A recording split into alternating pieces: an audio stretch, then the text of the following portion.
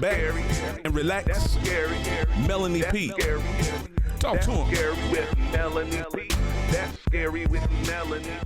Come on. What's up? That sounds horrible. Why did I do that? That's horrible. Every time I have an episode, I'm always like, how the hell do I start this show? Because it always sounds so fake. I mean, I don't even talk like that. I don't know why I just said, what's up? This is not Keeping it hip. the Hillman, girl. Like, I'm not Dwayne Wayne. That's a mess. I should delete this and start all over again. But anyway, welcome Thank to you. the next episode of That's Scary with Melanie P. We have a special guest. And you know what? I should have did this before we even started, girl. But how do you pronounce your last name? Cargile. Oh, so I was right. Okay. India Cargile. Yes. How are you feeling, girl? I'm happy to be here. I'm definitely really excited. I'm like, let's get into these Girl, sex questions. you better be on because people have been, listen, I did not think that I was going to get that many questions, A. And then I also didn't think that they would be so highly sexual. For those of you who don't know, which I'm sure most of you do know, we had I put a post out for questions because we have our expert here and y'all got some problems. And so I'm like, dang, we're blessed to have an expert on the show to answer all y'all questions about relationships, sex, everything. And y'all really like OD'd with the questions. But India, I think, is more than qualified to help y'all out and help me out too, y'all, because I really, really need it. We always start the show with a mental health check-in. How has your week been going? My week has been pretty good for the most part. Just getting ready for Easter. I'm like, I gotta cook when I get home. Uh-oh. That's only you, not me. So, it's been pretty good. The weather's been god awful, so just kind of laid in the bed. Why does it always rain on the week? Like, why would it be so hot and perfect Yes. Monday through Friday while I'm stuck inside working, and then on Friday and Saturday it's raining and dark? Yes. I Why don't know. does that happen? Why does that happen? Then I'm like, you gotta turn the heat on. Right. Oh, listen, you starting out fresh because that's already an argument in this household about the heat because I like to sleep with a fan. I like to be freezing. You don't? I don't like to be cold. I need to be cozy. So I had the air on, and then it was like 64 degrees in my Yeah. house. So I'm like, all right, I can't live like that. Oh, I have 64 in your house? Yes. Oh, wow. Just because the house just got cold because it was so cold outside. Yeah. So I'm like, all right, I guess I can't let my kids freeze. So Right. I turned the heat on. Now, when it is super hot outside, what do you normally keep your air on? Like 72. See, when it was hot outside, it was about 77 in here. So 77 degrees.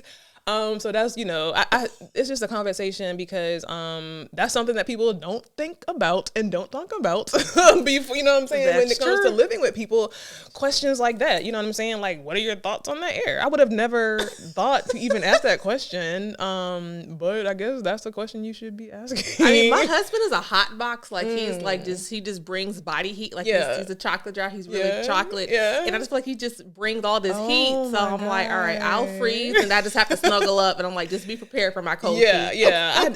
So he likes the fan on at night? He likes it to be chillier at night because he's usually hotter. But I'm like, if it's cold, you better hold me. Yeah. And I'm fine with that. You know what I'm saying? Like, let's cuddle. Yes. But I wanted it to. It's something about having a fan on at night that just is so soothing to me. Is it the white noise? So I play white noise already, really for my baby, but I like to hear the white noise. But the fan, I don't know. It's just. Honestly, I kind of want to, I don't want to say I want to be freezing, but I kind of want to be cold. So I could because I like to cuddle up in my, in my sheets. That makes sense. I don't know, but that's neither here nor there. But your week has been pretty good? It has been pretty good. How's yours been? So thank you for asking that, girl. I just love when guests like talk back and forth because, sometimes they don't be doing that, but It's weird. Girl, just sitting there like, but anyway, my week it's been pretty good. Well, it was hot. I am not a hot weather girl. I like 72, 3, 4, 5 outside. Okay. But 84 was hot. Yeah, that was super hot. So and then it's like I feel like when it's super hot outside, I have a hard time staying focused with work. Why? Because I want to be outside. Oh, that makes sense. Like when the sun is shining and I'm sitting at my desk on my computer, I can't focus. I want to be outside. It kind of reminds me like when I was yes, I'm distracted. When I was in college, I remember like as soon as it got hot outside, I would start skipping classes because I wanted to be like out in the sunshine. You know what I'm saying? I can you see know, that. I don't know, but that's just me, girl. I'm a Libra. What are you? I'm a Scorpio. You're a Scorpio? Yeah. Oh my God! Listen, Everything they say is true. is it? So are you freaky?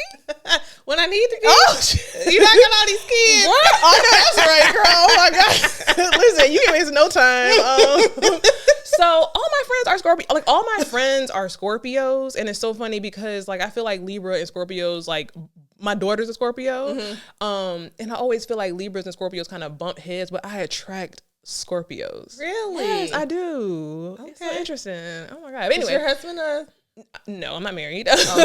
But my partner is what is Aquarius?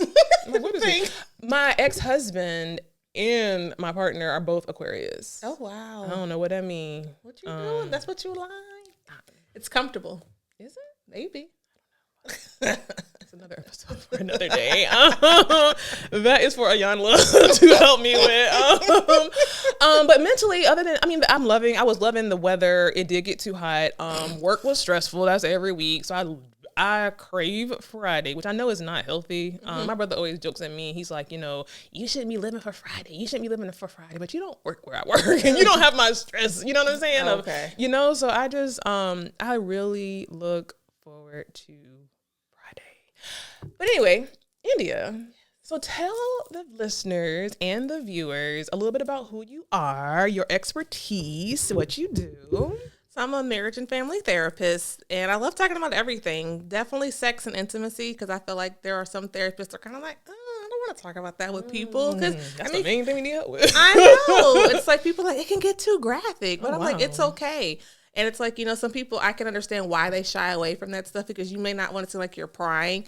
And then some people are just uncomfortable just talking about that with a complete stranger. But I've also worked with at-risk youth, and no, we're not talking about sex and intimacy with them. Yeah. But we talk about a lot of trauma-focused things with them. I've also worked in a rehab facility, so like people with TBIs, like traumatic brain injuries. Oh, wow. So people that, could have been in a car accident and they, damaged their brain and now they're rehabbing. Wow. So I've definitely done a lot. You've done a lot. That's really good, girl. Oh my God, Jesus. So when it comes to like the sex, I think that should be number one. I've seen it on TV, but I don't know anybody who has actually gone to a specific sex therapist, but I don't want to say 99, but like 90% of people's problems be about sex. Yeah. Like, why don't people utilize like therapists for their sex issues more? Because they're not comfortable asking them, because they're like, okay, like, how much do I tell? Like, they may be embarrassed about it. Maybe they're uncomfortable because maybe they're not functioning sexually well, or they're just like, oh, you're a stranger. Like, how can you help me? Yeah, like, you're not in the bedroom with me, so why would I talk to you about it? But I would feel like, number one, someone who has expertise in it, but then like an outside party. Like I don't know you, you know what I'm saying? Like, I know that I eventually would know you if I'm seeing you over and over again, but I think just having the ability to go to someone that you really don't know personally and confide in them about just like your sex concerns or questions, or just to be able to have a third party with your partner. And I think people would feel more comfortable to say, you know what, I like this or I don't like this if there's a third party involved. So, people need to use that more, So it's definitely about rapport building. So it's usually not in the first section that we're talking about sex, maybe like the third or fourth, where we're diving a little bit more into your sex and intimacy life. But after we kind of build a rapport, you're like, all right, I kind of like her. She's helpful. I'm feeling her, and vice versa. Let's talk about sex. We got this. Yes. So have you always been, you're a Scorpio. So have you always been like open with the sex talk? I kind of feel like I've always been a little sensual to begin with anyway. Just kind of feel like I just give off like a sexual nature. Oh, God. That's probably what my husband likes the most, other than my cooking. Yeah. But, I'm not ashamed to use toys. I'm not afraid to talk about sex. No, there's nothing wrong with any of that. We might end up being really close friends than this girl. I need some help. Listen, toys. Yeah, get you a drawer, and it doesn't have to be like, vibrators. There's lubes, there's candles, there's lotions, there's all different kinds of stuff. You know what's funny? It's about to be a good conversation. What's funny is when I first bought a toy. Oh my God, listen, I couldn't even say it with a straight face. I was nervous. I had to when I first bought a toy. I remember telling my brother, which is weird in itself, that I bought. We're kind of close. So then I bought this toy, and then I wanted to use it with my then partner. And he told me that he didn't think it would be a good idea because it might make him feel like he's lacking in something. Now, again, this was several years ago, and I don't think this is true now that I've aged a little bit. But he was like, as a man, it might make a man feel like, oh my God, I'm not doing something. She has to enlist this toy, and then it might be like an issue going forward. Like, what do you think about that? I would talk to your partner first, because some partners are kind of like, oh, why do we need that? Am I not good enough? Yeah. But it's just to make it more fun, make it different. I mean, because you're probably tired of the same missionary doggy style. Let's add a little something else. Exactly. On my stomach. I'm tired. So like, let's try something else. Like, there's nothing wrong with just like adding a little extra sensualness to it. Put on a little lingerie, and it could even just be like a whip with a little like feather at the end of it. You're not necessarily spanking him, but just a little tickle. I might have so many questions for the rest of my life talking to you because girl, that is so good. You know what I always wanted to get? I always wanted to get one of those like inclining pillows. And I always wanted two things I wanted to get. Three things. I got a grocery list now, but I would love to have a stripper pole in the house. You know what I'm saying? And I swing. Okay. I would love to have those two things. It sounds like fun. Like, I used to do like pole fitness. Yeah. So it's hard. It is. I have no upper body strength. So like a good stripper, like I'll tip them if you can do something I can't do, girl. Like, but I wanted a stripper pole in our house too, because I'm like, I'm doing all of this pole fitness. I Let's get a pole. I know. And to me, like you said, it keeps it like creative because it's like, okay, it's not just I'll meet you in the bedroom in 5 minutes or you in the bedroom. It's like a build up. Yes. And I might have to have you back on because I got this episode coming up, girl, and it's like sex tips for men. And I know that Sheldon, my brother's going to be on here, but we need a woman to be on because it's like sex tips for men. There's so many things that men be thinking working or you know what I'm saying, or just need some tips in, girl, you know what I'm saying? So I might have you back on for that show. But let's go ahead and roll into it because I know y'all are very excited about this show. I was on Instagram actually earlier this morning, and I saw on the Shade Room where we get all our news from. Absolutely. Yes, I do. I saw that, there was a post where men had these tips for women, and I wanted to run some of these by you before we got into the questions to see if these make sense. You know what I'm saying? If you agree, if you disagree. So I'm gonna start with the first one, right? Okay. And I don't want to say nothing bad, but it makes sense, this first one. So this says, the easiest way to get a man under your palm is to act and make him feel like a man, not by arguing, not by nagging or challenging him. There's ways to get a man to be obsessed with you, and it's simple. Being feminine, being a woman who knows and understands the game and exactly what they're talking about. So I guess it's saying, being more feminine, not nagging, not challenging your man is the easiest way to get him under your fingers. Do you agree? Interesting. Not nagging. Okay, who wants a nag? Okay, like that's definitely a turn off. Right. But probably like stroking his ego and building his confidence, because when they're young men, they who builds their confidence? Right. Really nobody. So they probably look for that in a spouse to build up their confidence, compliment them a little bit every once in a while. And the whole not arguing, like, impossible. I mean, there's a way to, challenge each other and have creative discussions. But I think some people think, oh, we gotta argue. That means I love you. Yeah. And that's because you probably grew up in a dysfunctional home. Yeah. We talk about that in therapy as well. Let's get to the core. Exactly. So I think it's definitely be a lady, but some people don't even know what that is because you may not have seen that growing up. And then the way this ratchetness is going on social media, too much. Who was it? Suki with the good coochie. Like, you were just messing it up. Like, I know. That's not a lady to me. No, so I agree. I totally agree. It's so funny because giving a man accolades and like and this is towards nobody. So if you're listening, I know you, this is towards nobody. But I even heard a girl refer to it as giving your man doggy treats. You know what I'm saying? Because like, so a lot of women that I've talked to and a lot of couples that I just talked to randomly, a lot of the men complain that women don't like, you know, give them enough pats on the back. Women don't, you know, for the little things, they don't acknowledge it and just say thank you. And the women's argument typically, why would I be thanking you for taking the trash out? Like, why would I be thanking you for doing the things that you already are going to do, especially if I don't need to thank you for doing the basic things that I know I need to do. But a lot of men complain about that. But then the women is like, why am I thanking you? You know what I'm saying? It's just to make them feel validated, because sometimes they're like, okay, she's doing everything. Like, what can I do? Yeah. So they may feel lost, and just making them just feel good about themselves, Yeah. I think is definitely important and helpful. Yeah, it's kind of like, okay, you took the trash out. Like, what are you supposed to do? But just say thank you. Damn, just say thank you. You took the trash out. How many times do you listen? Look, I'm getting personal. Do you have to say thank you, like for these basic things? You don't have to be every day, but just like when you realize, like, oh man, thank you for doing that. Like, I appreciate that. I mean, how else are you going to tell him that you appreciate him? Yeah. What do you do? Well, especially if the woman, like, I think a lot of the women's conversation is that I don't require a thank you. Why am I thanking you for these basic things that you're going to do every day? But then I think it's a matter of like, okay, it's it's low hanging fruit. You know what I'm saying? So like, just say thank you or just say thank you. You know what I'm saying? Just to get these niggas out your face. You know what I'm saying? Or something else. It doesn't have to be the trash. Okay, thank you for bringing the groceries in. Right. Or thank you for, my husband went grocery shopping yesterday because I just didn't feel like it. Thank you for doing that. And he went early this morning. And thank you for going to get the groceries too. Now, let me ask you a question about that. Because my partner, you know, he is not a grocery shopper, which I realized a little bit later into to the situation.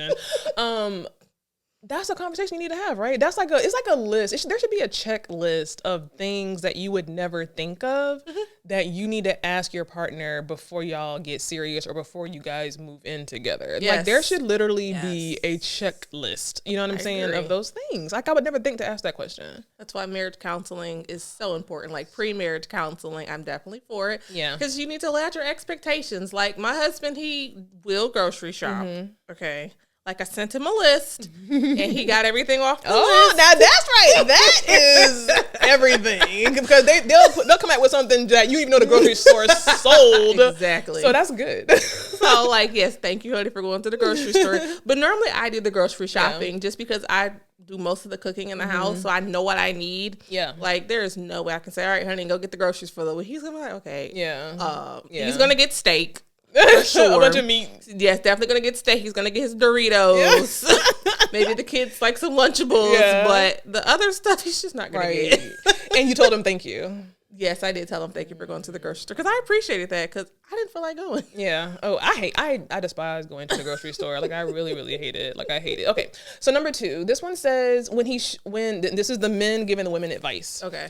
When he shows you who he is the first time, believe him. Potential, take a whole man or no man at all. How he treats marginalized people is a good indicator of how he'll treat you. Never settle. What you want does exist. So I guess that's kind of double. So when they show you who you are, believe them. Never settle. What you want exists. And don't even go with no potential. Like don't date somebody based on their potential. I can see that. I think that is good advice. If they show you who they are, believe it. But I do seeing potential in someone. But how long is that going to take? Like if you met when you're like 20 years old, okay, his potential could be when he's like 50. Yeah. Are you really going to wait 30 years? 30 years a slave. I mean, good God. But just take it for face value. Like if he shows you who he is, believe it. Yeah. And then there have been couples that have been together. It was like, oh no, I can't deal with this. They separate and then they work on themselves and then they come back together. Oh, that's smart. That's really smart. Now this is one that I always have kind of struggled with. Like don't settle, what you want exist. Now think about this. So there's a lot of single women out there who I hear the dating stories. Girl, and I see it on Facebook. And they're out there, look like it's a horror movie. they're out there. And some of them are just waiting for, they have this list because I know I had a list. Oh Lord. Girl, I had a book. I had a book of just check mark, whatever. You said, oh shit. Right. So, but this is the thing. They're saying don't settle, what you want exists. But sometimes that list and those things that you think you're settling for, I feel like there is a level of settling when you pick a partner, right? There is a level of settling, but you have to realize the expectations. Okay, like some people are like, I want a buff man, with a PhD, kind of little hood, can cook, loves his mother. He got bad credit, right? But then he treats you like not a queen, like the complete opposite, right? But he checks off like the majority of your things. Are you gonna take that? Am I gonna take? So hold on, wait. He cook, he clean, the only bad thing is that he don't have good credit. He has bad credit and he treats you like shit. Oh well, no, not you treat me like shit. No. He fine though. No, see, I don't care. See, one thing about me, I'm very much, and here go the cliche words, but I'm very much a sapiosexual. Like we were talking earlier about Love Is Blind and could that work? And I'm like, yeah, I need to have a level of attraction to a person, but I'm much more interested in who they are inside. And by that, I mean, like, can you hold a conversation? Yes. Like conversation, stimulating conversation. Yes.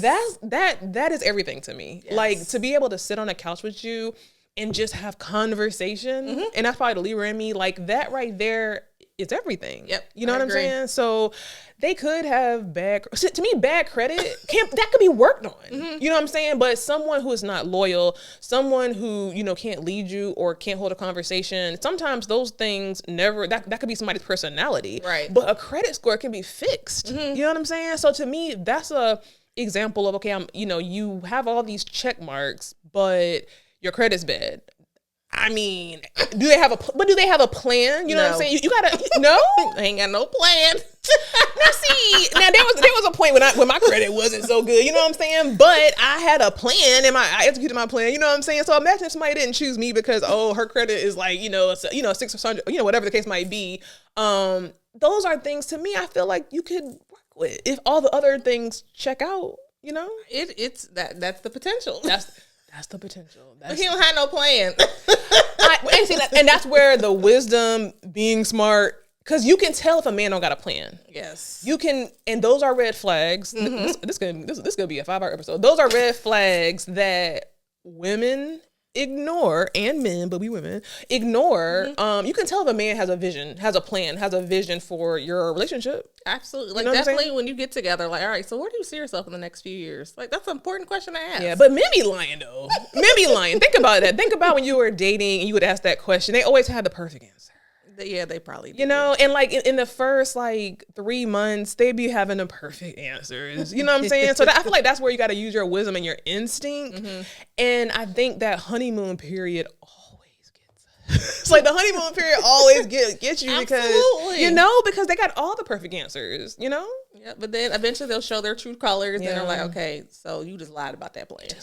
And now here I am stuck like you. Okay, the next one. A man who truly loves you will not embarrass you in any way. You don't have to go through hell to be loved. So I think when people think that, how people are supposed to had ups and downs and trials and tribulations, everyone thinks that's cheating. Yeah. Oh, yeah. So, like, if he does truly love you and is loyal to you, then he shouldn't embarrass you. Right. But yes, people absolutely do make mistakes, and it's up to you. Like, do you want to forgive them for that? And if you do, we can work on it. And if you don't, bye. Yeah.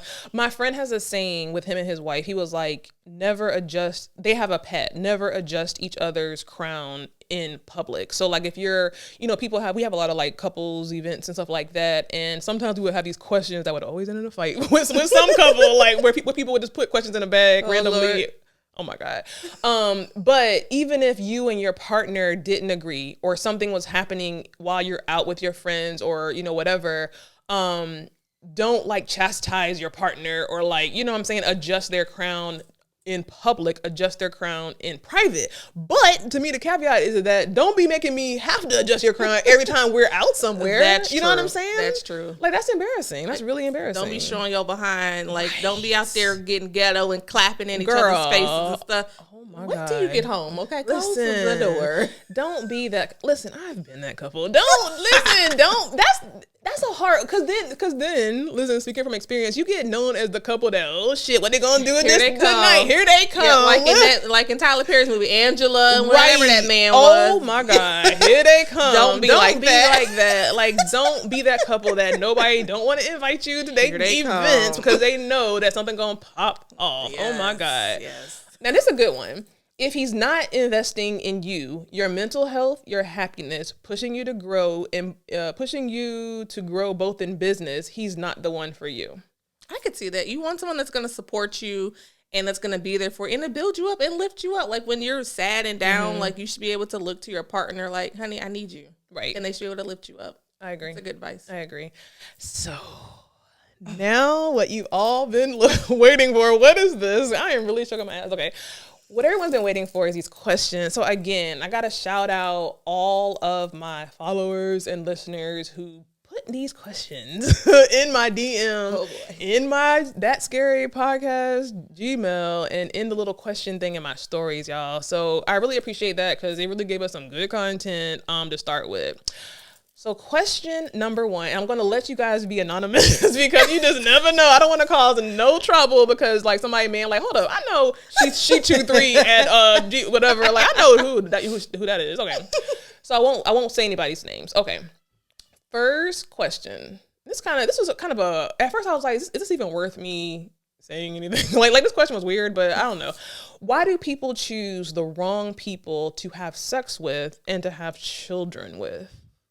I think sometimes people are just drawn to people that are sometimes like them or what's familiar to them. So if you're kind of broken and damaged, you're going to be drawn to someone that's also like that because you connect with them on that level. But somebody told me 2 broken cookies are crumbs. Yeah. So, oh, wow. You're connected to them, but it's for the wrong reasons. Yeah. Wow. So, I'm like, I feel close to you. I feel drawn to you. Let's have some sex. Yeah. Okay. And that sex will get you. Yeah, it will. Girl. And then you're like, I was an idiot. Why did I do that? He's damaged and has, childhood trauma that he probably has not addressed. And you probably haven't either. Right. And you two are bonding over that. You may talk about it, but it's not going anywhere. Wow. That childhood trauma, I think that people don't, and I guess that's where a good therapist comes in because people might not even know that they have triggers in like childhood trauma. But when you see that kind of sign in your partner, like, okay, this is a trigger that's constantly getting to them, or this is maybe something deeper. Like what should you do as a partner if you're constantly seeing triggers, like the same trigger? Definitely try to talk about it and address it. That's when those deep conversations are going to come into hand. What was your childhood like? Right. Like, just thinking about this, like, my husband, like, from, like, probably the birth, I think, 8th grade, he grew up in probably not the most desirablest neighborhood, but I've never sat down and literally asked him, what was that like for you? Really? I've been over there, and I'm like, oh, Lord. Ooh, that sounds scary. But you know what? I've never asked him, but now that I'm thinking about it, I should, just because, it affects you. Like, I'm sure he's seen many things that I couldn't even imagine. Right. And it is important to kind of know like what they saw when they grew up because that's what they're familiar with. That's what they're comfortable with. And oftentimes that's what they want to continue to see because that's what they're used to. Yeah. So like if they, unfortunately grew up in the hood, they may want to continue to live in the hood. Wow. So like when you say your husband grew up in the hood, like has that affected anything? Like not really. You know, when he gets like mad or sometimes like if somebody else does something to him, I'm like, calm down. It's okay, honey. Wow. It's okay. But like that's like extremely rare. Like my husband's a big teddy bear, so he's really sweet. Yeah. But there was an incident once, like a while ago, that our neighbors, they were just a hot mess, and he was like livid. And I was like, okay, breathe, baby. Was it warranted though? It was. It absolutely was. Palisade neighbors, and it wasn't even in the Palisades. Okay. We was living on the west side of Charlotte. Okay.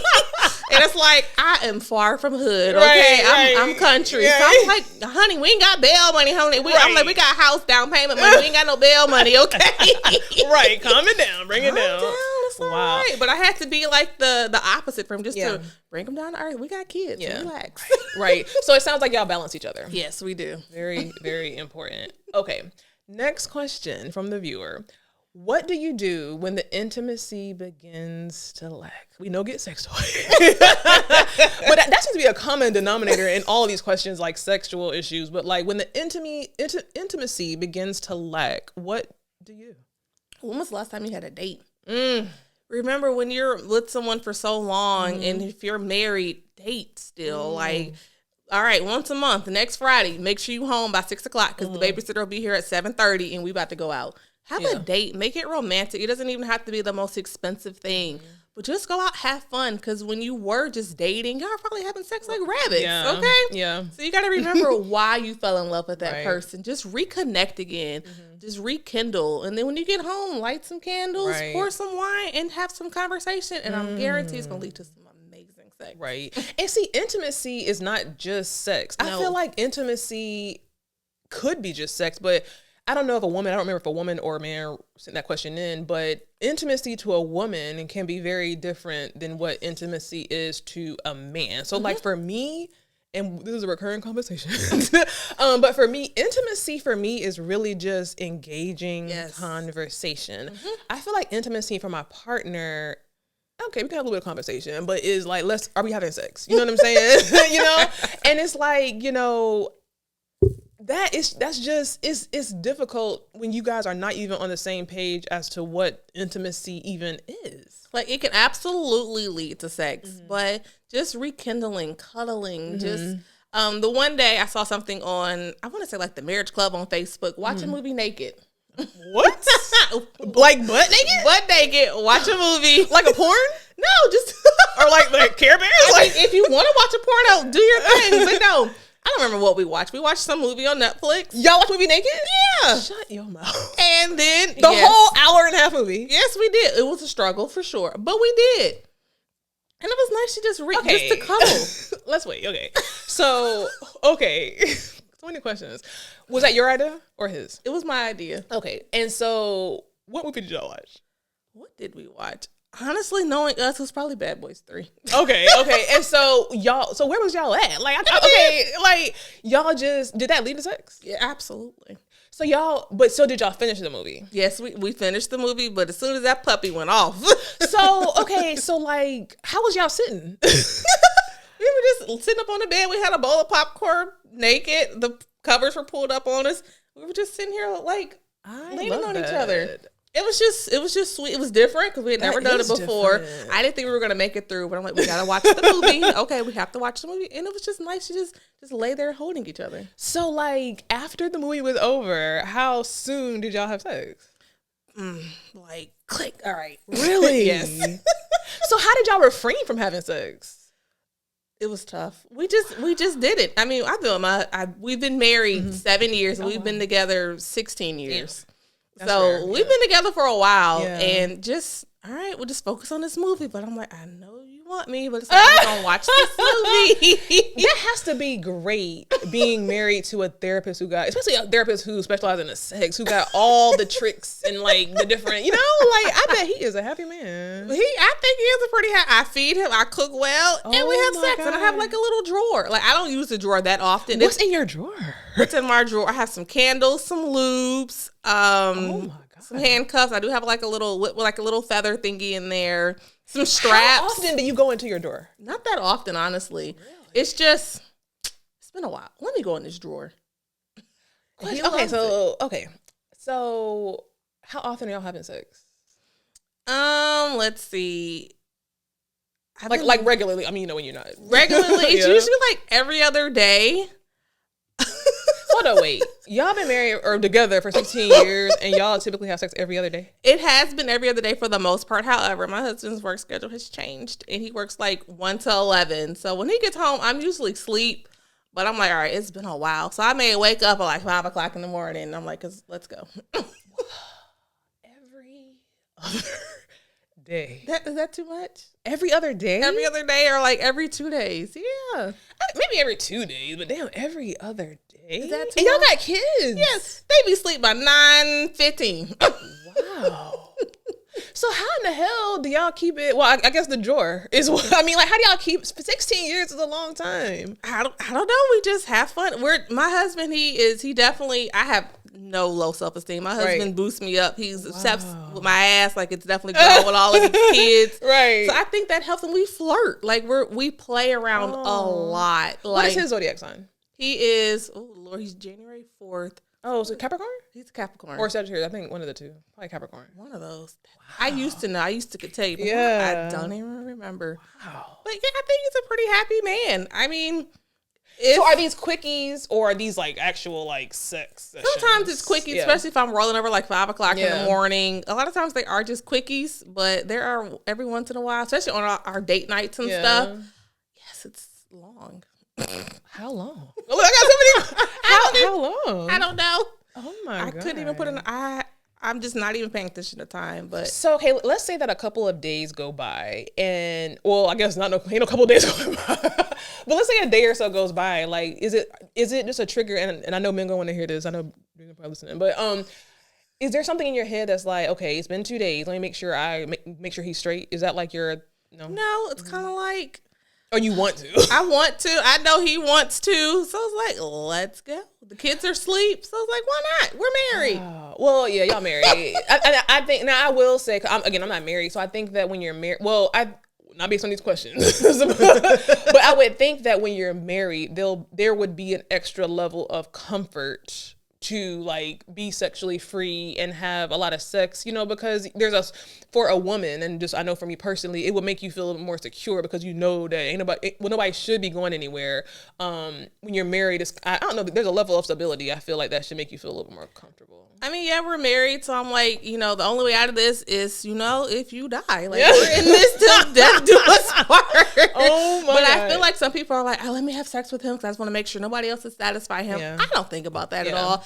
If some woman is trying to take my man and she takes him, goodbye. I know that's right. I mean, it is what it is, unfortunately. The fact that there are some women that love married men. That is true. I'm just like, what is wrong That's with y'all? disgusting. You And that little karma hoe is a wrecker. bitch. It's Exactly. disgusting. So disgusting. You little hoe. Like, You what is little wrong? hoe, you big hoe. Like that's one thing that to me, I believe in karma, and I could never imagine messing with no married. It's gonna get you when you least expect Right. it. Okay, when you wondering why you homeless and your Right. toe is broke down, Right. because you messed with a married man. And probably on intentionally and imperfectly. Yes. Fucking hoe. Exactly. It just makes you mad. It doesn't make you mad because it's like out of all the men, why would you break up somebody's home? Like that's just so disgusting to me. Exactly. It's so disgusting. Ugh, But like, I don't think about that when I have sex with my husband. I'm like, all right, let's go. Wow.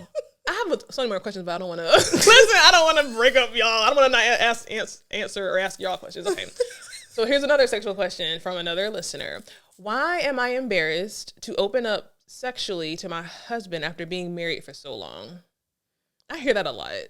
Like, I wonder what they mean by that. Like, they want to introduce something? I feel like, and if I had to guess, I would think that, if you're married to somebody for a very long time, sex could get either non-existent or it could get very like monotonous, like very like, just routine, very routine.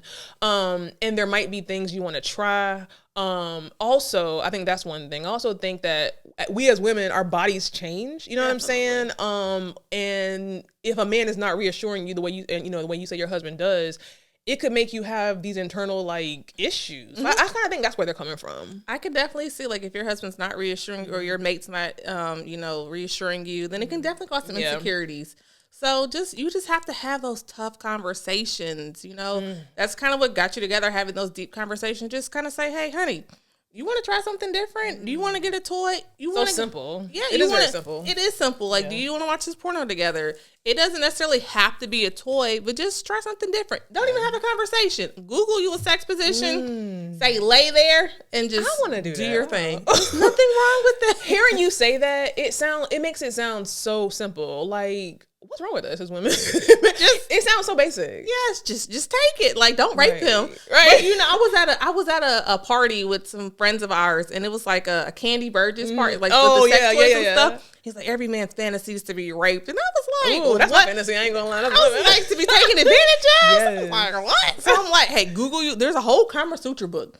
All right, just say, honey, lay there. I got you. Blindfold him, light some candles, and just do something different. Wow. He gonna be like, dang, where you at? Right. Don't even worry about it. I got more to come. Okay, but let's be realistic now, because if we're not like you, and I guess what I'm trying to be, like, you can feel so insecure, especially if that's not y'all's norm. You know what I'm saying? And then think about it.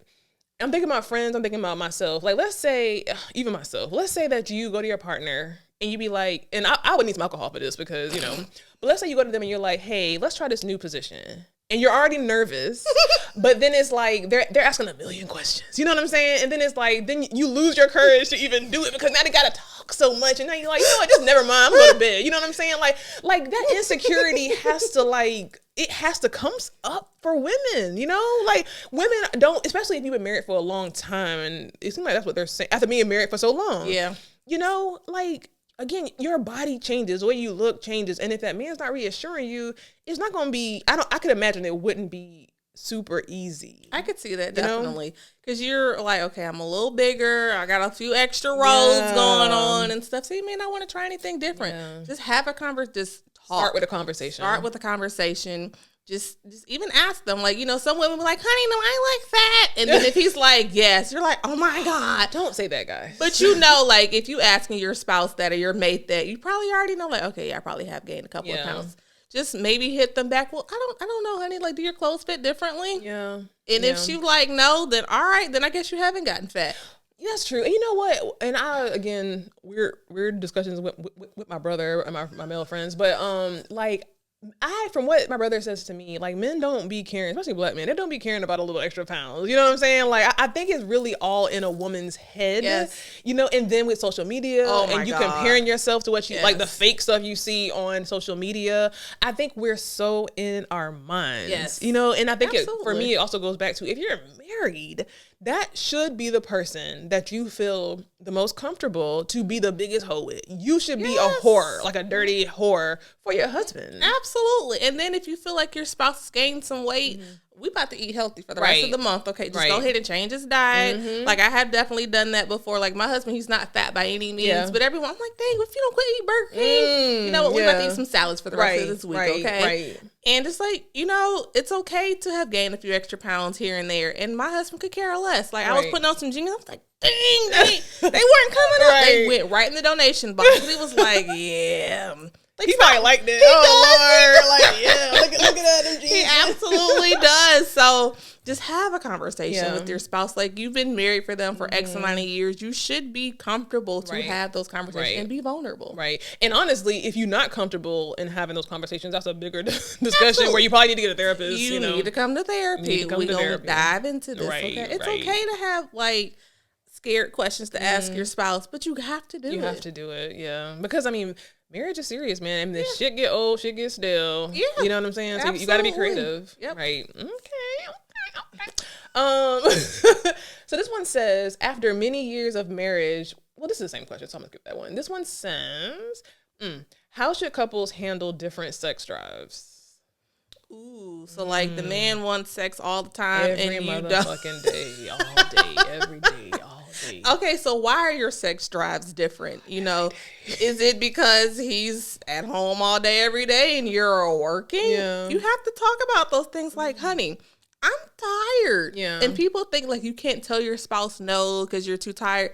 If you are tired, who is it going to be enjoyable for? I know, girl. So mentally, not on a real calendar. Mentally, put yourself on the calendar. You don't agree with doing a calendar? Not a real one. Really? They want spontaneity, okay? But though in your head it's planned, to them it's spontaneous. There's Tuesday at 3:00. Exactly. Like, just go ahead and schedule it out and for yourself, because you know, don't no man want to be put on no sex schedule. See, that was now that's scary that a therapist is saying that. Because, what? Oh, at 2:00 on Wednesday, meet me in the bedroom. No, seriously, that was my fix, I thought. So okay, new baby. I have a new baby. You know what I'm saying? And it's like and I'm a little bit older, listen. So it's like when you have a new baby, you got a stressful job, everybody working, you got all types of bullshit going on. By the time nighttime comes, and with a 7-month-old, putting him to bed, you be tired. You know what I'm saying? Yeah, and, you know, right. So it's like, I'm thinking, damn, I just want to go to sleep. You know what I'm saying? So my answer was like, well, damn, what if we actually schedule on a calendar, written out, you know, Tuesday, Thursday, Saturday at 9:00, just be ready.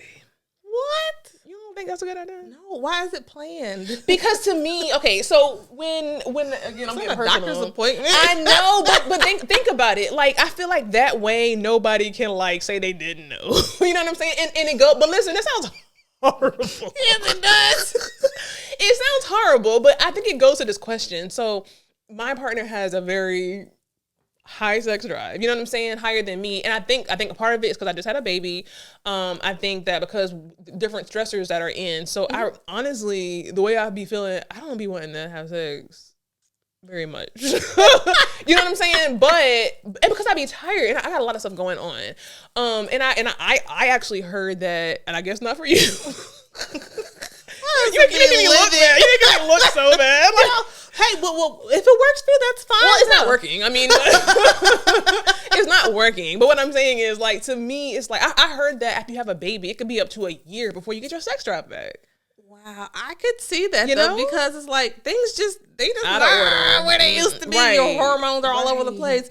If my husband knew that I put him on a schedule, all right, honey, on Wednesday, Thursday, and Saturday night, we're going to have sex, he would be, no, he likes spontaneity. So in my head, So I'm much thinking, pressure. all right, when he get home at 11:45, That's true. when In he your get out head. that shower, Yeah. I'm Naked with laying the moon. there. Naked with Bad Okay. Boys 3 on it. In the bed. It's a popcorn.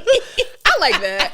We be too much in our heads, man. I think we be too much in our heads. And men are very simple. Men are just very simple creatures. Yes. But women are complex. And they're complex in how they think. They're complex in every way.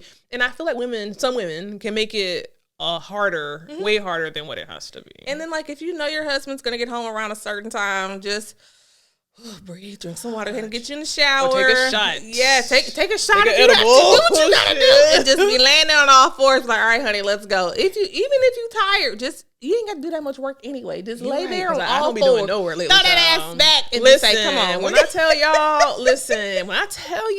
I be telling my friends, like, I be tired. So I get in that room, I lay on head first, stomach first. I do what you got to do, child, because I'm tired. You know what I'm saying? And I do feel bad. You know, I do feel bad. But I be tired. I really be tired, girl. I get it. Like, our kids are like 5. We just discovered they're 5 days apart. 5 days, girl, and you make me feel bad. I'm like, damn, like I am dropping the ball in a horrible way. Though. Just mentally in your head schedule. If my husband would be so mad if he found out that I had him on a written on schedule. He likes spontaneity. Let me erase that. Or even just do something different, like on a couch in the back seat. I have done that. Yeah. So since having the baby, I have done that. You know, just because I feel like I need, damn, bitch, you can't just be laying on your stomach, bitch. You need to get up and do something, you lazy bitch. Do a little something. Stand up in the shower. Lean over the bed. Like, it don't take that much energy. You're right. Now I'm thinking. Right. So that example you just gave with, like, when your partner comes home or, like, come in a room, just be on all fours, is that a real example or is that a joke? Oh, my God. So my husband, the one day, he was like, I just want to come home. You just be laying there naked. Oh, my God. I was like, y'all be doing some good shit. But I just feel like, what in the world? No. So the one day I did. Yeah. I did. I was on the bed, ready to go. He was like, wait, hold on. Wait, I need a minute. I don't think it was expected. He was like, babe, you're supposed to, like, lead me up. I was like, no, honey. I want you to just be ready to go. And that is 16 years, people. Yeah, 16 plus years. Yeah, just laid there. They do exist. Come on. But now let me say this. You guys have a good relationship, like, right? So, I mean, you know what I'm saying? Friend. Yeah. So, and that's the thing that men who listen to this need to hear. Like, is your partner causing you a lot of stress? You know, he going to the grocery store, he doing things for you. So, are y'all arguing a lot? You know, so I think there's different factors. I think when you and your partner are best friends, and you're going to argue, but when you and your partner are genuinely best friends at the core, I think that makes you want to fuck your partner. Absolutely. 1,000%. No, I live 6 minutes from here. I'm calling him as soon as I get in the car. Right. Because he's definitely my best friend. When something good, bad, I got a raise or something's happened, he's the first person I call. So it's like we joke around, we play together. Yeah. Yes, we argue just about random things. But at the end of the day, he's definitely my best friend. Wow. So how did y'all meet? We met at church. Really? When we were kids. Really? Wow. So I thought he had like the cutest like pointy ears. He had like elf ears. Elf ears. He gonna get you when he's I know. So he had like the cutest elf ears. And I was kind of like, okay, he kind of cute. And like at a young age, I had a list. So I'm like, okay, I want somebody that can sing. He's singing the choir. Wow. He played the saxophone. He played basketball. He was tall. It's like, yes, you know. Yeah. I'm like, all right. And he was a mama's boy. So I'm like, perfect. Why is that perfect? Just because I'm like, all right, if you're a mama's he'll boy, treat his mama right. You treat your mama right, so you're going to treat me right too. That's true. So is like faith and religion a big part of y'all's foundation? So, do we go to church actively? Absolutely not. No, I we was don't definitely either. watching church this morning on my phone. But I mean, definitely we believe in God. We definitely pray.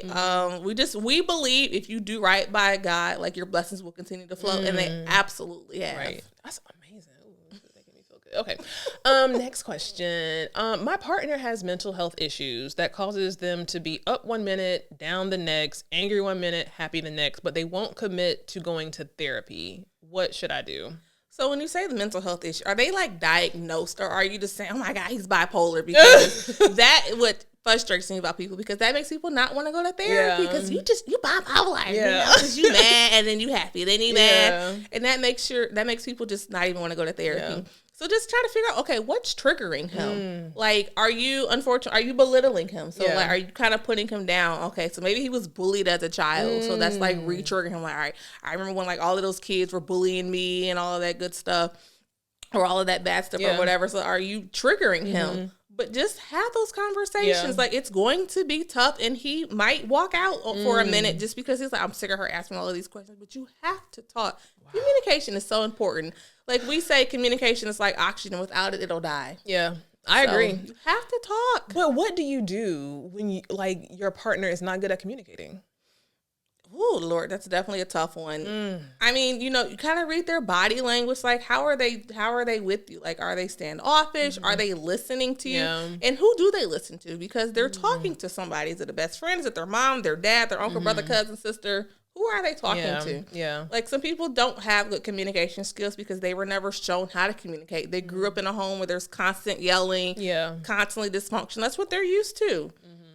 Wow. So just continue to talk to them. Just be supportive for them. Like, don't be his headache when he comes home. Yeah.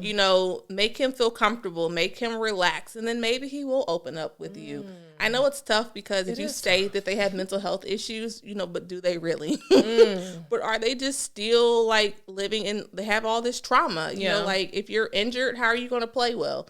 Think about Cam Newton. Okay, his shoulder was injured. He couldn't play well because he was hurt. So are they still emotionally injured? Right. Which is causing them now to still not be able to function the way they need to. So in this question, let's say that they do actually have a mental health issue. And let's say that they really won't go to therapy. Because what I'm hearing you saying is that, if they do or if they don't have a mental health issue, they have some type of issue possibly that would probably benefit talking to a therapist. Absolutely. But if they won't commit to, going to a therapist and they actually do have a mental health issue, then like, where does that leave you? It honestly just leaves you, unfortunately, nowhere because you can't force somebody to go to therapy, but just ask them, why don't you want to go? Yeah. Because some people have negative views. Oh, I'm not crazy or there's something wrong with me. Well, just ask them, okay, why don't you want to go? Yeah. So just continue to just, keep them comfortable, try to keep them as calm as you can, and hopefully eventually you can convince them, but don't force them, because if you force them to go to therapy, the therapist is going to know. Wow. From experience. And then it's just not going to go with. It's a waste of time because they're like, I don't need this. Wow. God, that's the worst. I just hate, I'm just such a big person. I have a therapy session on Monday. I just really, and I feel like sometimes it's with Black people especially, but I really just don't like when people have a resource to help them be better, but won't use it, especially in relationships. So like if I'm in a relationship and I know like, damn, we fussing, we fighting, we can't even communicate with the two of us, we're constantly having issues, we probably would benefit from having a third party mediator or therapist or somebody to kind of help organize what's going on here, but you choose to not do that. That is very frustrating. You know what I'm saying? And then because some people are like, we don't need somebody else in our business. That's like the number one thing. Yeah. And then like, unfortunately, young Black men are taught, swallow it, you'll be fine. All right, toughen up. You're all right. Don't tell nobody else your business. Don't cry. Yeah. Like, y'all have damaged them. Okay, stop telling them don't cry. It's okay to cry. Okay, cry it out, baby. Cry it out. Hold you. All right, I will hold you. Because those be the murderers and the rapists. Yes, okay. And serial killers. Telling your sons toughen up. Yeah, no. Yeah, I agree. I agree with that. Boy. Especially Black men. Like they're the worst with that. Okay. Next question. There should be a little jingle. Okay, let's see. Ooh. If your partner has older kids, what's the best way to cultivate a relationship? That's definitely a good question. So like, sounds like a blended family. Yeah. Don't force it, okay? I wonder how old the kids are. I definitely wonder how old they are too. Yeah. Definitely don't force it. Don't try to be their friends. Just be you. Right. You know, talk to them, you know, maybe ask some of their interests and stuff, but let them come to you. Like, don't be like, hey, how are you? Because they can smell the fake. Yeah. They can smell the fake. Absolutely. Yeah. Like, what? Who is this lady? Weirdo. Go away like Yeah. that. No, absolutely not. But just be you, be yourself. Maybe meet not at home, not in the house. Maybe meet at a restaurant or someplace out and open, and let them come to you. Let them come and talk to you. Don't be all up in their business asking all of these questions and stuff. But just be yourself, be calm, and don't force it. And no, it could take 2 months for them to even have a conversation with you because this the umpteenth time daddy done brought somebody home and it never works out. So they're like, yeah, this ain't gonna work. Right. But just be sweet to them. Don't try to parent them because you're not their parent. Don't try to be their friend, but just be yourself. Be calm. Let them come to you and just talk to them. Yeah. But just don't be forceful because I'm like, no, they're not gonna want. They're not going to have a relationship with you. Yeah. We had maybe several episodes ago. There was a couple on the show and they are married now. But the woman didn't have any kids. The man had like 1,000 kids, older kids. And I remember her saying that, you know, she had never met them. I think they had met either before the wedding or maybe after the wedding, but the topic of like what a step parent's role came up, and I remember saying that like especially with older kids, and so by older I mean like 16 and older, or like teenagers. I would say teenagers and older. Like my stance on that is that, you know, they have parents. I'm not here to like parent another person's kid. I think I'm just a bonus, or just, you know, I mean, just there. You know what I'm saying? Because I'm thinking of if that was me, and my mom or dad got remarried and I'm a teenager, or let's say I'm even 20, 22 years old, I'm not really thinking about my parents' partner. Right. Now, there could be a lot of caveats to this, like, you know, do they live in the same home? Do they, you know, are they adults who are outside the home and maybe have a room and, you know, used to having a room, you know what I'm saying, in my daddy's house, but now they done move and now, you know, he got a new wife or whatever. So it's a lot of different like storylines that can go down. True. But I think the main thing that you said that I really agree with is just like, don't force it. Yes. Like, don't force it, because them kids can smell fake a mile away. It's okay to still invite them to things. Like if you're having a girl's night out, hey, see if she wants to come, and if she says no, that's fine. Yeah. Just, you know, every time you have something, it's okay to still invite them. And then eventually, you know what, she's asked me 10 times. All right, I'm going to go this time. Okay? Or I'll never go. You know what I'm saying? You know? And be prepared for that. Like, I don't think it's nothing wrong, and I could be wrong, but like when you have a older step kid or something like that, like older, like I said, 16 or even an adult,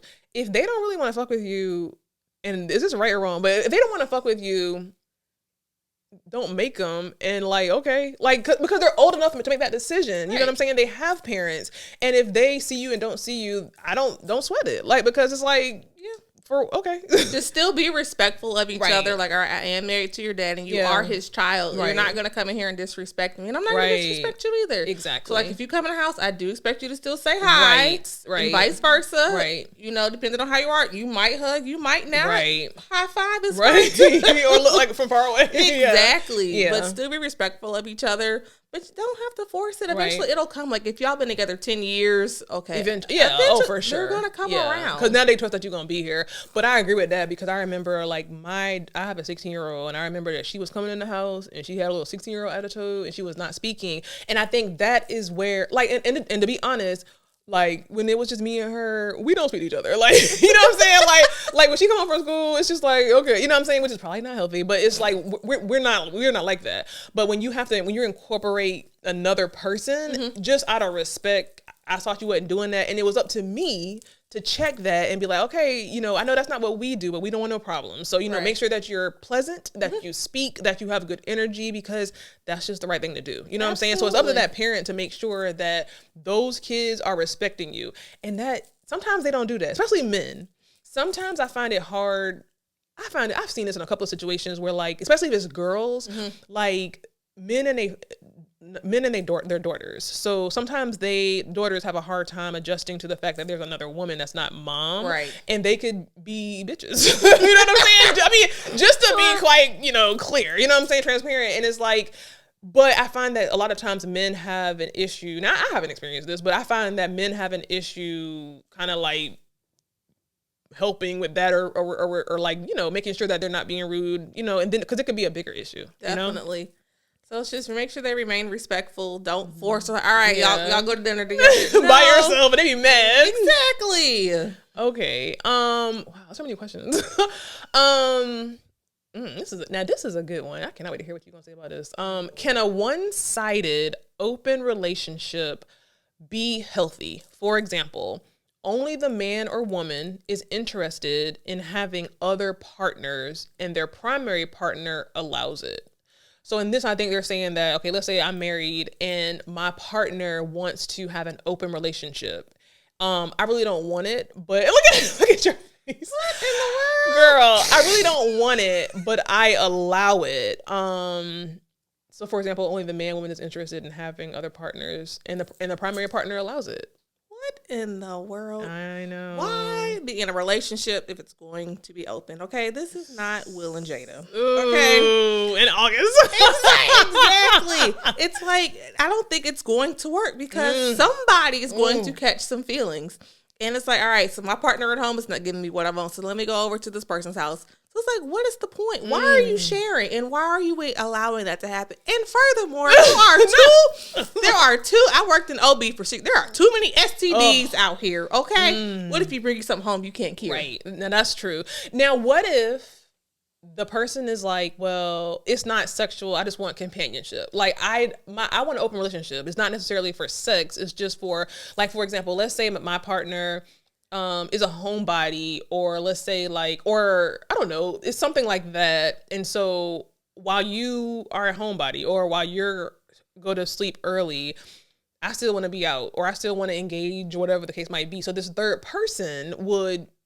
come in, I guess, and tag your it. Like, okay, why are y'all together? If y'all can't, if she's sleeping all the time and you feel like you have to go get somebody else, go be with that other person, have a conversation. Honey, this ain't working. No, you should not allow that. Yeah. Because there are just, somebody's going to catch feelings. Your feelings are going to be hurt. And then you're making him choose, okay, do I stay at home with this partner or do I go out with this partner? Wow. And why set yourself up for that? Yeah. You're just sitting at home. I wonder what they're doing. And it just, honestly, it really just seems disrespectful to the partner. I gotta say, like, I'm open to a lot of stuff, man, but I ain't trying to share my nigga like nobody. You know, like, I don't want that. And I do agree. I feel like it'll always be like, you'll catch feelings. Yes. Because the more you spend time with somebody else and the more they're feeling, let's say they're feeling just a small void, that'll get bigger and bigger and bigger. And then it's issues. It's issues, you know?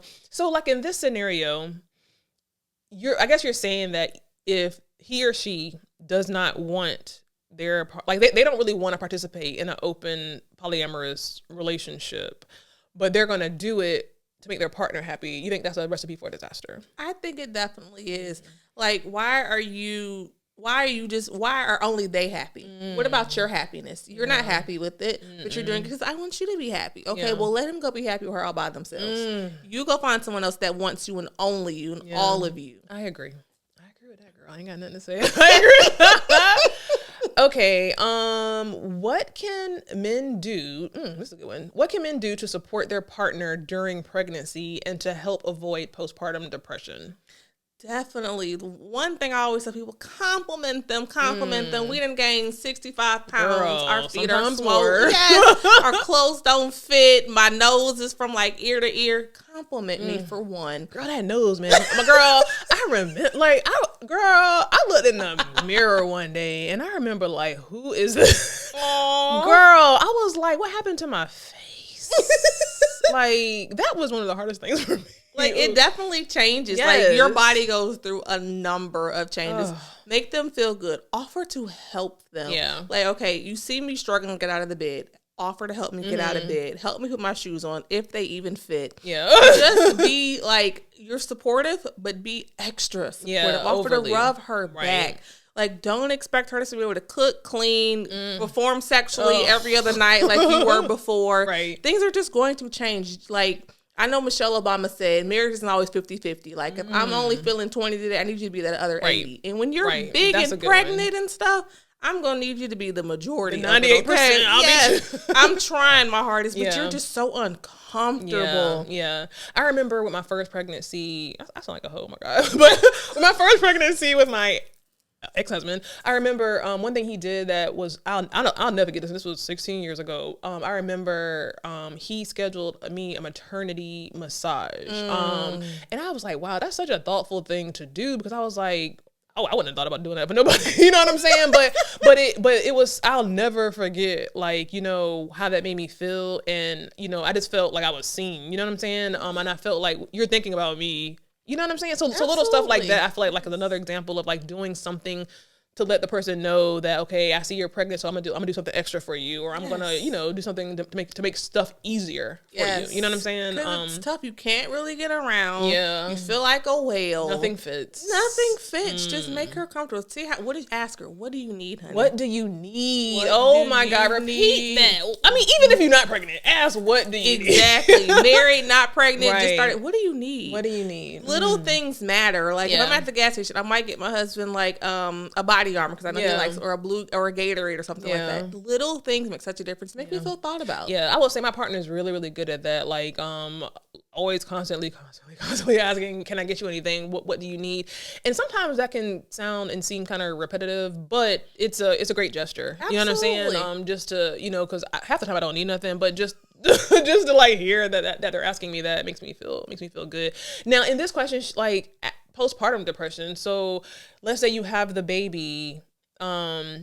What should your partner be doing after you have the baby? That's the same thing, or? So unfortunately, 1 in 8 women will experience signs and symptoms of postpartum depression. And there's not anything necessarily you can do, like check off these boxes and you're not going to have it. But they do say, you know, breastfeeding can reduce the odds of you having postpartum depression.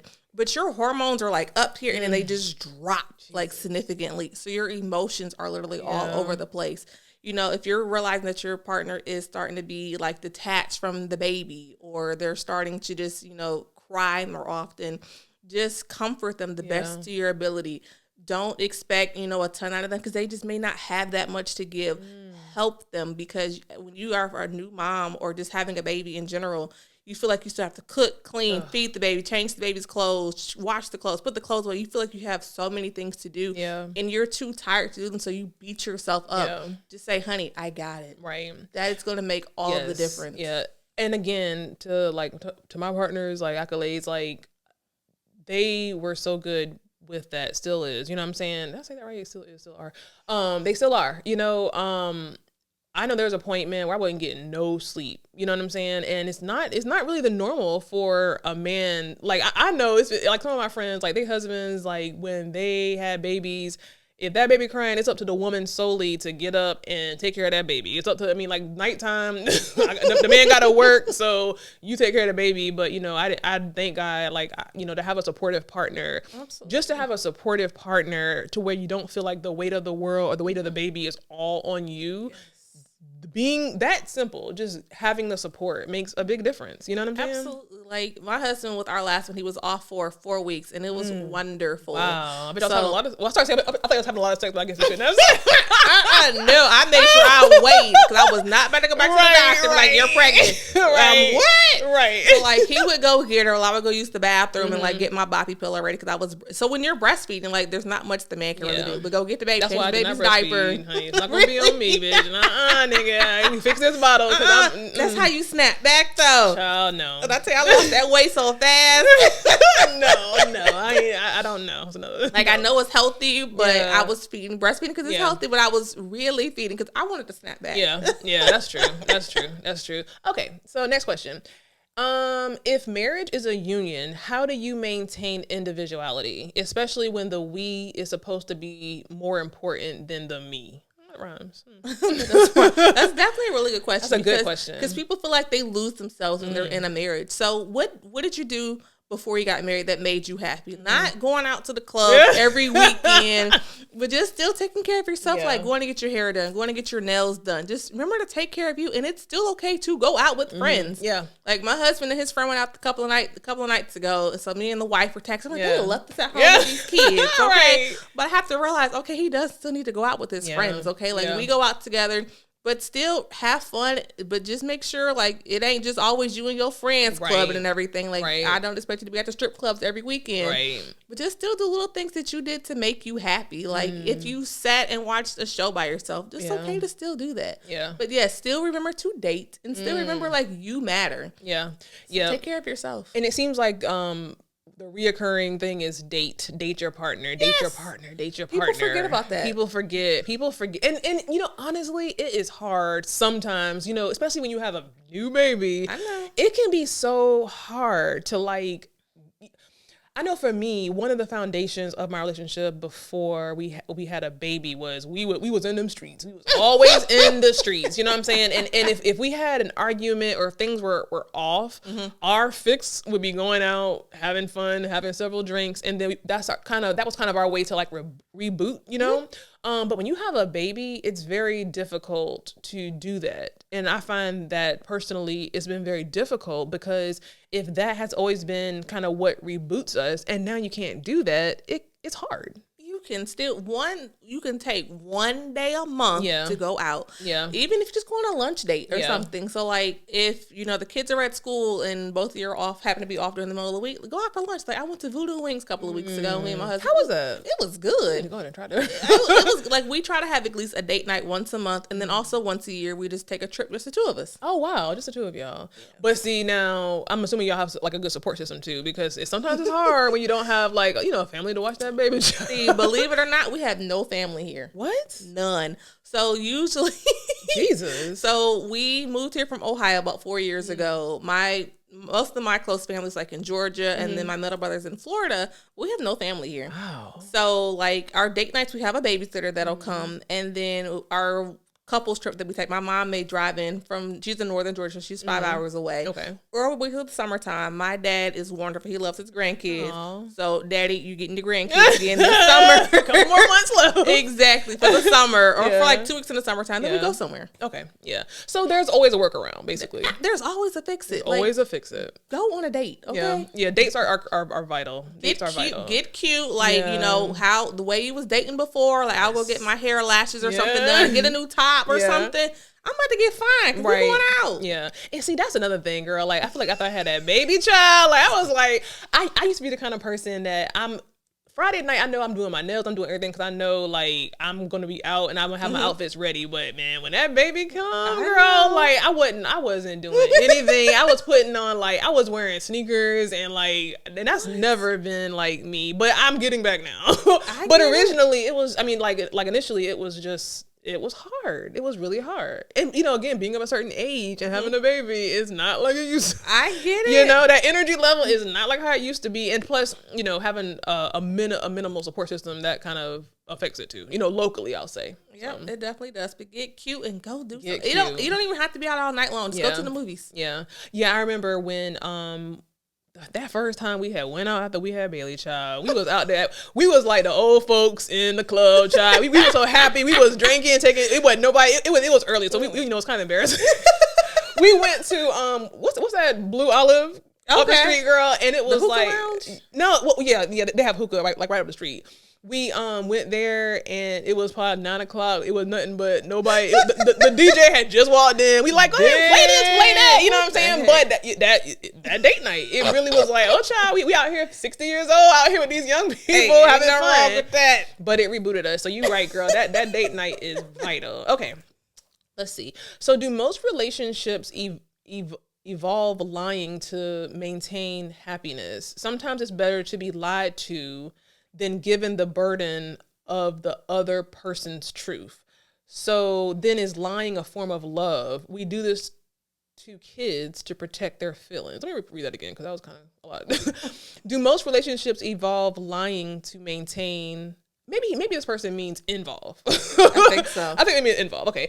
Do most relationships involve lying to maintain happiness? Sometimes it's better to be lied to than given the burden of the other person's truth. Don't be lying, people. Be on. It's so much harder to remember a lie. Yeah. The truth is the truth. Okay. Yeah. So you're going to remember it. I understand sometimes you don't want to, hurt your spouse's feelings or your partner's feelings, but be honest with them. Like, why are you lying? Really? Honest? Be honest. it's easy to remember the truth. Yeah. And I understand, like I said, not want to hurt their feelings, but why are you lying to them? Yeah. So if your partner be like, have I gained the weight? That's a trick question. That's a trap. That's why you ask them, honey, are your clothes still fitting the same? Make you ask the question and you answer that. Exactly. And then too, women, we know if we done gained some weight, okay? I'm not expecting us back to honey, you fat. Girl, you like a ham hog. Right. No, my husband will call my ass a ham hog. Oh my God. But it's I know he's playing with me. I'm like, dang, did he get that big? Okay. Comedy is love. Yeah. But you want them to be honest with you. You don't want them to be like, no, babe, you look good. And you done gained 100 pounds looking like Rasputia. Yeah. Tell the truth, okay? Right. It might hurt their feelings, but they are going to appreciate you because you were honest with me. Let me give you a scenario then. So let's say me and John Doe are married. Okay. And let's say that I'm practicing being honest. We've been together for a while. And I am bored and I'm interested in seeking somebody outside the relationship, or I've been looking at somebody outside the relationship. That's an example of being honest. That is. Is it going to hurt their feelings? Absolutely. But if you lie to them and then you go and do it, now you're cheating and now you're a liar. Yeah. And so in that scenario, let's say the person is like, you know what? We've been together 10 years. Even though I don't really want you to go outside, I'm outside of the marriage. I'm going to allow you to have a girlfriend or have a, whatever. Are we still against that? There's a lot of stuff about bringing other people in, okay? I ain't sharing with nobody. Right. I agree, but you have to respect their honesty on that, though. Don't you want to know if they're bored? You want to know those things because you're like, okay, well, what can I do differently? I want to know those things. Right. It's going to hurt your feelings, but you need to at least get their view on it. And if you don't like their answer, you can always leave. Yeah, that's true. And I guess that also goes back to asking those questions before y'all even decide to get married. You know what I'm saying? Yes. What are counseling? Because one thing you said is that you should set the expectations, even if you're not married, but even before. What are your expectations of this relationship? What do you expect? Because roles, you know what I'm saying? What do you expect from me in year 1 to 3 or month 1 to 7? What do you expect out of this relationship? What do you expect out of me? Absolutely. You have to lay those things out because people, they just may not know. Yeah. It definitely took a while for me to tell my husband, what I expected out of him. We never talked about it in the beginning, but we're like, all right, we've been together, let's gonna get married or whatever. But then I think maybe year 2 or 3 is when I wait, I don't think you know what I'm expecting. Wow. So definitely I ain't expecting another woman to come into a relationship or another man. I am not sharing. And I know there are going to be couples that are going to come to my chair or come to my computer that are into that. And I will support you on it. But in the back of my head, I'm like, this is just not right. This shit ain't but, if that's what you want, that's okay. I would never judge a couple on that. If that's what you want, do your thing. Do your thug this. If that works for you, that works for you. It ain't happening in my house. I know that's right. It ain't happening in my house either, child. No, man. Okay. There's too many STDs out here. Too many STDs, and it's too much. I feel like a woman might say, especially initially, that they're okay with that. I don't think no woman is going to be okay with that. I just don't think they would. And I feel like you're setting yourself up for failure to say, okay, I'm okay with that. Because you're not. You're not. What? Stop lying. Stop lying. Tell the truth. Good people, why are we still lying? Yeah, tell the truth. I swear it's so much easier to tell the truth because I'm going to remember. I have a terrible memory anyway. So. I know. Yeah, I'm not a good liar, and I don't want to keep up with that lie. It's just too much. I ain't gonna remember. Much. Okay, let's see. Hold on. Let me see. Okay. I think we have one more. Okay, this last one. Men are often overlooked, not celebrated during pregnancy and once a child is born. What can women do to make sure the men also feel included and supported? Thank them too and ask them, what do you need? Sometimes men just may not know what to do. Yeah. Okay, especially if it's their first child or if you're used to having a girl, now you're having a boy, they just may not know what to do. Yeah. Help them, ask them, honey, what do you need? And then if they're doing something, thank them for it. Right. Because they want to feel appreciated. Yeah. Yeah. And when there is a baby that comes, don't nobody care about the mama, the other siblings, or the dad. Right. Thank them for what they're doing. ask them, what do you need? And just make them feel good about this. Like, oh, you're such a good dad. Oh, she only wanted her daddy. Yeah. Like, make them feel good. Yeah. Make them, like, they made this baby with you. Yeah. Okay. Like, they are a part of this baby. But just thanking them, just make them feel free. Stroke their ego. Yeah. You looking Men real good require holding a that lot of- baby, yeah. honey. They require a lot of ego stroking. Stroke it. So I have 2 last questions before we close, and I want you to drop all your information. Because one question is going to be just the common theme here that I just want you to give them some last final tips about this. But you are very much into the 5 love languages. Yes. So can you talk to us about kind of how that looks? Because I've heard 2 different ways of using them. I've heard one way is that, you know, a love language is how my partner wants to be loved, or it could be how I want to be loved. Like, I get kind of confused about that. So how does that work? Love languages is my jam. Okay. So there's actually a quiz that you can do on Google, and it's literally the number 5 lovelanguages.com. Okay. There's some for couples, friends, all kinds of different kinds. So it's positive words of affirmation. So you need someone to tell you, you're doing such a good job. Like, I appreciate that. Or quality time, like, I want to go out on dates with you. Yeah. There's also acts of service. Wash my car, put gas in the car. Please do, because I ain't going to do it. Exactly. Right. Physical touch, like, come hold my hand. Yeah. And of course, I'm blanking on the last one, but it will come to me. Acts of service. What is it? Acts of service, Quality time. words of affirmation. What is the other one? It's gonna come to me, but yeah. But basically, it's so okay. So if your love language is quality time and acts of service, that's generally how you show that you care about somebody. Okay. But that may not be how they want to be loved. Maybe they want positive words of affirmation, and you're not giving them that. But maybe you're making their dinner, or maybe you're gifts. Gifts. I always forget about that. I'm just not a big gift person. Yeah. So if they are positive words of affirmation and you're not telling them good job or just, boosting their confidence, they're like, does she actually love me? Yeah. But yeah, I'm out here buying you, your dinner. I'm making sure that this is right. And I'm spending time with you. But that's not really what I need. Yeah. You appreciate it, but that's not how I want to be loved. Right. Tell me I'm doing a good job. Tell me you're proud of me. So that just may not be feeding to them. Yeah. So once you learn what their love languages are, you can try to show them that you love them the way they need to be loved. What if that's not something that's organic to you? It's definitely going to be uncomfortable because I'm like, okay, I'm not really like a big complimenter kind of person. But if you love them, you're going to do it. It's nothing to say, thank you. Or, I'm proud of you. You're doing a good job. Yeah. There is nothing to that. Yeah. And if you want quality time, that's why you need to go on dates. Okay, I'm very pro going on dates. Yeah, I can see. I'm just pro being on dates, and that even works the same with kids because your kids want to spend time with you, and all you're doing is buying them new shoes and or something like that. But no, I want you to go to the movies with me, Mom. Yeah. Play this video game with me. Right. Like, that's how I know that you're showing that you love me. Like, granted, this is how you think I want to be loved or shown love. It's not feeding me. Right. And then the acts of service and the gifts. I mean, I guess that's just pretty plain and simple. People want a bunch of gifts, but it's like, I don't want gifts. I want your time. Yeah. My love language is acts of. Now, every time I take this quiz, it always comes up as acts of service. And I guess that does, like, I'm very much actions. I don't want to hear no words. Just show me in your actions, you know what I'm saying, on a consistent basis. And then that's my love language. That makes me feel safe and secure because your actions are consistently, keyword consistently, showing me who you are. You know what I'm saying? So that's my love language. That's how I prefer to be loved. And it's important to explore that with your partner because people just don't know. Like, you may think you're doing a good job, but you ain't spend no time with them. Just because I'm buying you Tiffany's and all that stuff. I don't want that. I mean, it's pretty. Yeah. But go out with me. Yeah. And before I even knew about love language, I've had partners that would like drown me in gifts, and I could buy my own stuff. So you buying me stuff, it's great. Yeah, I mean, it's great, but that doesn't do anything for me mentally. You know what I'm saying? It doesn't do like the action. I mean, and I guess that could actually be an action because you're thinking about me and you're going to get something, but I don't know, like that's not really.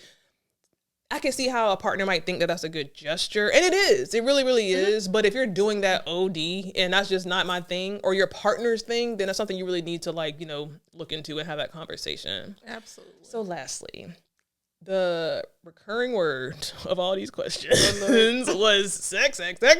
Like, if you could give your top 3 like tips for relationships from the sex side, what would you give them in closing?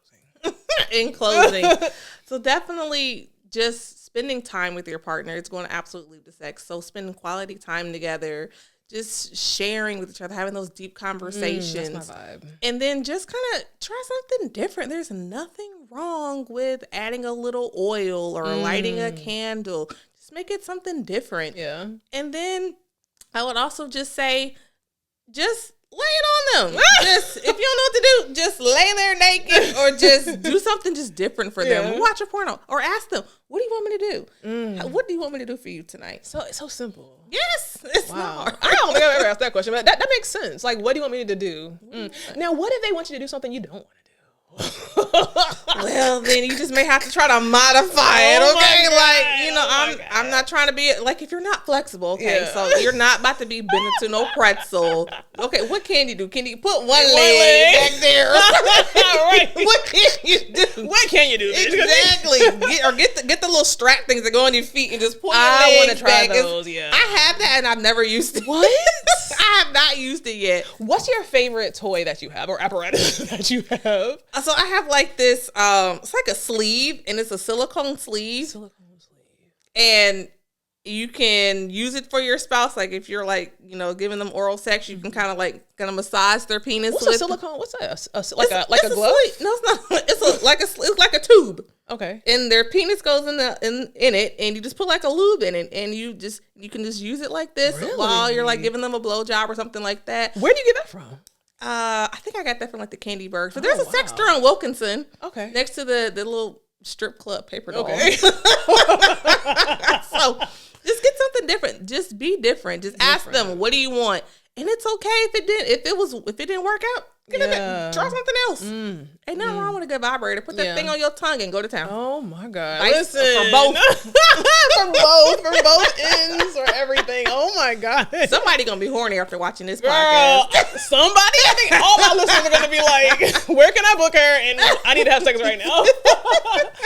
Y'all, listen, I am just so grateful that you guys have these questions. I'm so grateful. You have some good answers, girl. You have some good energy and some good answers. If we need to book you, if I need help sexually, or if I need some therapy for my marriage or for my relationship, where can I book you? So I am telehealth only, so we are only going to be on a computer screen. So right now I'm just taking bookings through email. So you can find me on Instagram. It is just Cargile Counseling LLC _MFT. Or you can also email me at cargilecounseling@outlook.com. Awesome. And so we can get you there. And you said it's only like virtual? Oh, yes. Okay, cool. And when we book you, can talk about anything. Anything. I've heard so many different stories, so nothing is off limits. It is a judgment-free zone. Nice. I give you that wow factor because I like hearing new things. Yeah. There's nothing that is off limits. There's nothing that's going to make me like, oh, that's nasty. Okay. Nasty. Even if it's like, if you got like 5 wives, all right, we're going to talk about it. It's okay. It's okay. Right. Let me know. I'll help you. Yes. Listen, thank you so much, India, for being on the show. I'm going to drop all of your information in the bottom part of this video on Spotify, and on Instagram, I'll drop all that information. But thank you. Thank you for coming in, and we will see you guys on our next episode. Bye.